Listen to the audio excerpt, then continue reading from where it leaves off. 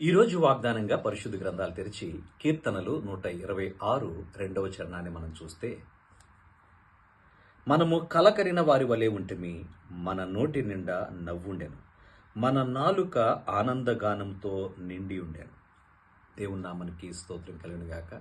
మనము కలకరిన వారి వలె ఉంటిమి అనేటువంటి మాటను తెలియజేస్తున్నాడు. సియోనుకు తిరిగి వచ్చినప్పుడు వారి జీవితాల్లో సంతోషము, సమాధానము, ఆనందము వారి హృదయాల్లో మనం చూస్తూ ఉన్నాం.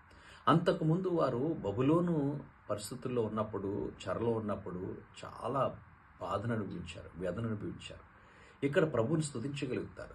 వారు చెరలో ఉన్నప్పుడు ప్రార్థనలు చేశారు తప్ప దేవునిని ఆరాధించలేకపోయారు. ఎందుకనంటే భారభరితమైనటువంటి హృదయంతో, ప్రభువా, ఈ యొక్క కష్టాల నుంచి, ఈ చెర నుంచి మమ్మల్ని ఎప్పుడు విడుదలిస్తావని ప్రార్థన చేశారు.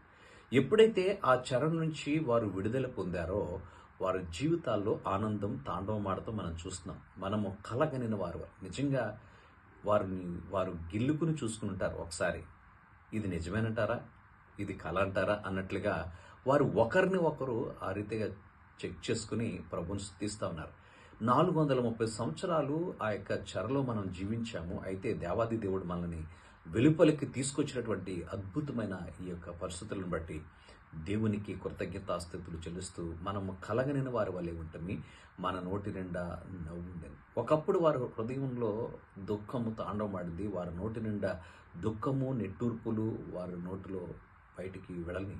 కానీ ఇప్పుడు అదే నోటి నుండి ఆనందం గీతాలు వారి హృదయంలో నుంచి బయటకు వస్తూ ఉన్నాయి. హృదయం నిండిందని బట్టి నోరు మాట్లాడని దేవుని లేఖనం సెలవిచ్చినట్లుగా వారి హృదయం సంతోషంతో, ఆనందంతో చెర నుంచి బయటకు వచ్చామని, దేవుడు గొప్ప విడుదలను మనకి ఇచ్చాడు, గొప్ప వాత్సల్యతను మన ఎడల చూపించాడు, ఆయన కృప చేత, ఆయన కనికరం చేత మనల్ని విమోచించి తీసుకొచ్చాడని ఆనందగానం చేస్తారు, సంతోష గీతాలు పాడుతూ ఉన్నారు. ప్రభు అద్భుతమైనటువంటి కార్యాలను వివరిస్తూ దేవుని స్తుతిస్తూ కనపరుస్తున్నారు. ప్రియ సహోదరి, సహోదరుడా, దేవాది దేవుడి జీవితంలో చేసిన కార్యాలను బట్టి ప్రభుని స్తుతించగలుగుతున్నావా?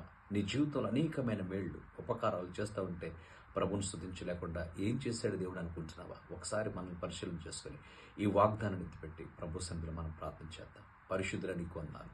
నేను ఒకప్పుడు మా జీవితాలు చెరలో ఉన్నప్పుడు కలగనిన వారి వల్లే ఉన్నాం. కానీ నీవు నీ సిలువ రక్తం చేత కడిగి మమ్మల్ని విమోచించిన తదుపరి హృదయం ఆనందంతో, సంతోషంతో నింపు. నీ బిడ్డలందరినీ అట్టి ఆనందంతో వారిని నింపండి. సంతోష సమాధానాలతో వారిని నింపి నీ కార్యాలు నీ బిడ్డల పక్షంగా స్థిరపరచుమని సర్వశక్తి కలిగిన యేసయ్య నామమున అడిగి వేడుచున్నాము తండ్రి.